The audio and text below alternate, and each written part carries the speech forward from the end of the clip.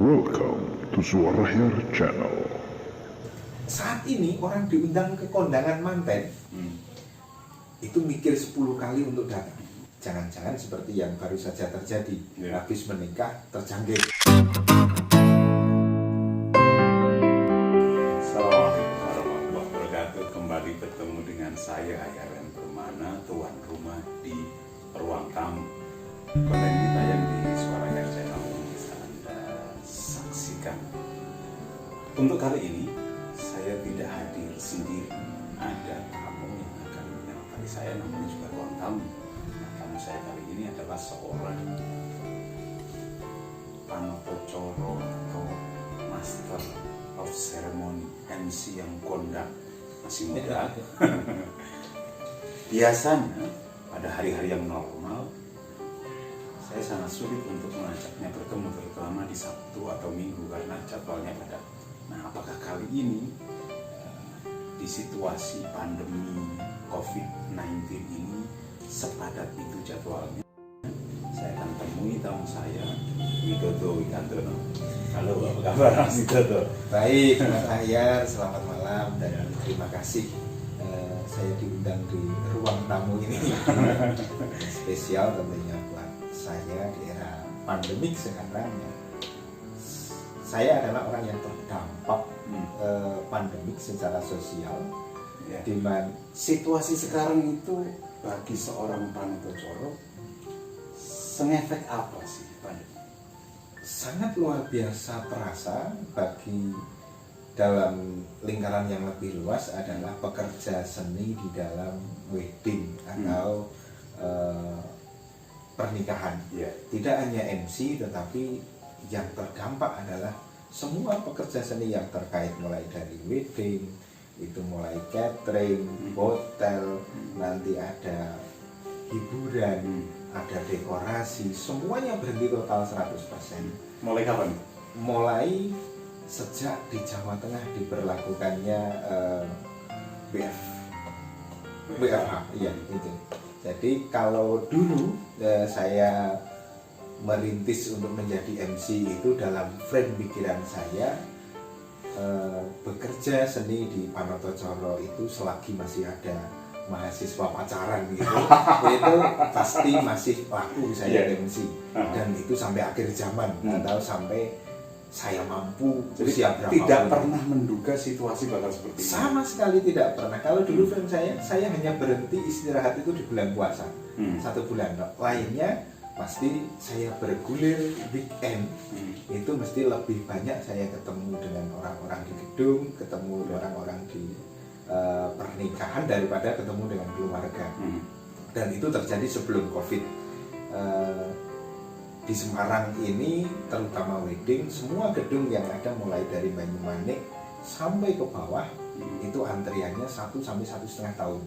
Dalam situasi normal. Dalam situasi normal. Dalam situasi seperti ini ya semuanya kosong melompong. Jadi kalau mau pakai sekarang, mau pakai sekarang, tapi pasti diorak-orak polisi karena memang tugas beliau itu. Dan baru pada 2 hari ini, ada kelonggaran yang diberikan oleh pemerintah melalui kepolisian, khusus wedding yang tidak di KUA, artinya menikah yang tidak di KUA sudah diperbolehkan, namun sangat dibatasi, terutama untuk tamu undangan. Hanya boleh 50 orang. Oke, ini menarik. Iya. Bagaimana wedding yang biasanya pernikahan yang biasanya menghadirkan banyak orang karena ini selebrasi, orang ingin merayakan, harus dibatasi. Nah, tentu ini harus ada kreativitas kawan-kawan macamnya. Betul. Wedding organizer termasuk MC dan segala macam. Apa yang dipersiapkan untuk itu? Kalau untuk persiapan secara teknis, kami menyusun protap itu yang standar kami. Tentu yang kami siapkan adalah apa yang sekiranya membuat klien nyaman. Nyaman itu ya terbebas dari stigma negatif. Jangan-jangan seperti yang baru saja terjadi, habis menikah terjangkit, dan itu menjalar ke keluarga. Nah, ini justru yang kami edukasi kepada masyarakat bahwa menikah di era new normal ini bisa dilakukan bisa dengan happy tapi taatilah aturan. Itu yaitu protap COVID-19 harus. Dan tantangan ya sebagai MC yang saya tahu berbasis budaya Jawa. Budaya Jawa. Bagaimana bisa mengatur pernikahan tetapi budaya Jawanya tetap bisa masuk. Bisa ini masuk. apa yang bisa dilakukan? Nah, ini yang paling menarik sekaligus memutar otak berminggu-minggu ya. Saya mempersiapkan ini kurang lebih 1 bulan yang lalu. Di saat izin itu belum diberikan. Tetapi saya menduga cepat atau lambat izin ini pasti diberikan. Tetapi kapannya saya tidak tahu. Saya dengan teman-teman IO mempersiapkan bagaimana kita bekerja melayani klien, melayani masyarakat di era new normal. Pasti ada hal baru, sistem tata nilai baru, di mana orang Jawa itu kalau menikah semakin banyak yang datang, itu kebahagiaan, semakin berkah, kebahagiaan tersendiri bagi satu orang tua. Kedua adalah mempelai sendiri. Jika teman, saudara, kerabat dan yang lain bisa datang. Nah, sekarang kita harus memberi pemahaman yang utama adalah kepada mempelai dan kepada orang tua bahwa yang boleh diundang hanya sejumlah ini. Nah, ini yang justru berat ketika memberi pemahaman sosial. Kalau memberi pemahaman aturannya jelas. Tidak boleh bersalaman, harus cuci tangan, berjarak. Ini aturannya jelas. Tapi memberi pemahaman yang sifatnya sosial ini butuh proses. Pagi tadi saya dengan beberapa kawan dari WO dan juga dari hotel melakukan simulasi. Saya pakai facial skala. Iya, simulasi protap kami jelas. Berjarak bagi tamu, berjarak bagi pengantin, berjarak bagi pelakunya, yaitu IO dan juga stakeholder yang terlibat. MC masih tetap pakai kacamata, pakai masker, hand sanitizer, tetapi konten budaya perlu juga kami sampaikan di sana bahwa menikah itu sesuatu yang membahagiakan. Nah, bagaimana kita melayani klien, melayani masyarakat yang ingin melangsungkan pernikahan tidak dalam tanda kutip di bawah tekanan, yaitu tekanan aturan dan tekanan sosial tadi. Kalau dulu nggak ngundang itu dirasani, kalau sekarang undang malah mengkhawatirkan. Iya, yang diundang pun was-was, yang ngundang pun mikir. Kalau saat ini orang diundang ke kondangan manten, itu mikir 10 kali untuk datang. Bukan karena nyumbangnya, bukan karena amplop yang diberikan dan bukan karena hidangan yang disuguhkan, tetapi stigma dengan adanya COVID ini luar biasa membuat secara psikologi ini takut. Nanti saya ketemu orang, saya tidak tahu orang itu datang dari mana, ketemu siapa. Iya, betul. Itu yang harus kita beri pemahaman dan jaga jarak. Ini adalah keniscayaan. Suatu tatanan sosial baru di wedding organizer atau di prosesi pernikahan adalah sekarang. Gitu. Kalau dulu ada orang menikah kok tamunya di bawah 100 gitu, ini nikah tenanan apa ora ini? Memang ini kenal punya teman atau tidak? Punya teman atau tidak? Lah sekarang sudah dibalik oleh kondisi keadaan sosial, menikah ya 50 orang.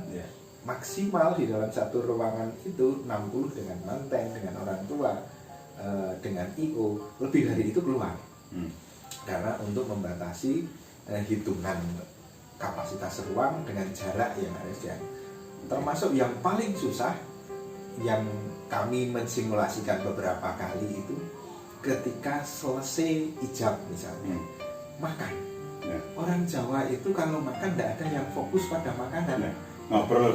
Nah, ini makan sambil ketemu siapa, diajak mendekat ngobrol sambil menikmati makanan, sambil bertanya apapun terkait kesempatan silaturahmi. Kesempatan untuk silaturahmi. Sekarang nggak boleh. Nah, ini yang memberi pemahaman betul di mana mereka duduk ketika MC mempersilahkan untuk mengambil, baru kembali ke tempat duduk, yang duduk lainnya baru berdiri. Nah, ini tatanan baru yang benar-benar berat bagi orang Jawa, berat bagi cara bersosial kita berbeda mungkin kalau itu wedding Chinese. Ya. Nah, kalau wedding Chinese yang diperagakan oleh teman-teman dari Mahkota wedding itu berbeda karena memang image dia untuk hadir ke pernikahan itu berbeda dengan orang Jawa hadir ke pernikahan, sehingga kita perlu bareng-bareng mengedukasi masyarakat dengan tatanan baru. Soal tadi yang saya tanyakan,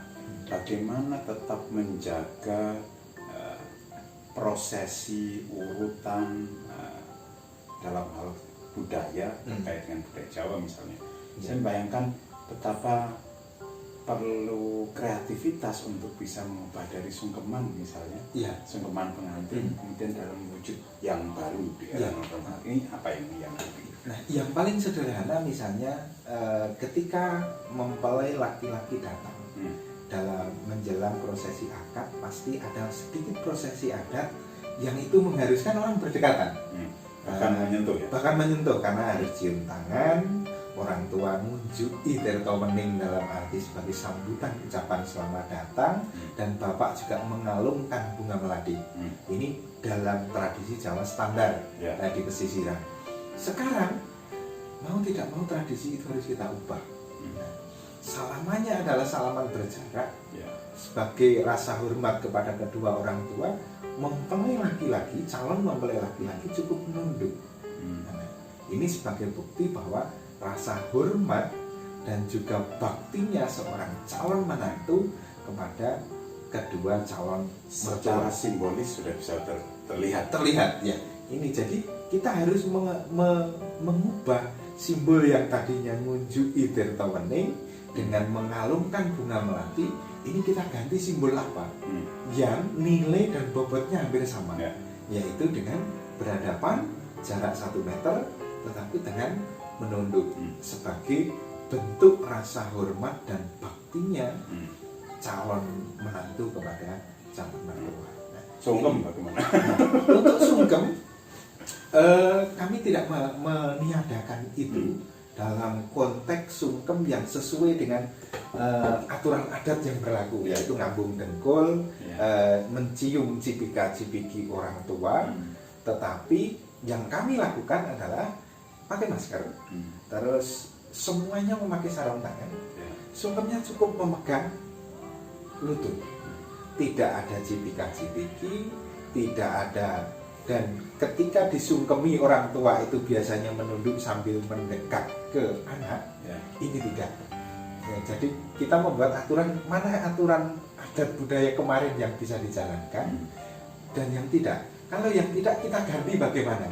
Yang nilai bobotnya sama dengan kultur yang ada sebelumnya. Saya membayangkan kawan-kawan di wedding organizer, terutama yang berkait dengan budaya Jawa, pasti kan harus bingung ini untuk memikirkan bagaimana ganti yang nimbang itu, yang mangku kanan kiri. Ini yang pemahaman yang kami, karena orang melihatnya secara visual langsung mendekat pangku kanan kiri. Kalau dengan keluarga, kami memberikan pemahaman baik kepada pemangku kepentingan, dalam hal ini pemerintah, dan juga masyarakat, bahwa yang terkait dengan prosesi adat itu perlu dipahami ini dengan hanya keluarga, orang tua, anak, dan menantu. Tapi besan orang lain. Nah, besan orang lain. Tetapi orang ini adalah sebelumnya juga berkontak. Misalnya sudah tidur satu kamar misalnya besan dan yang lain.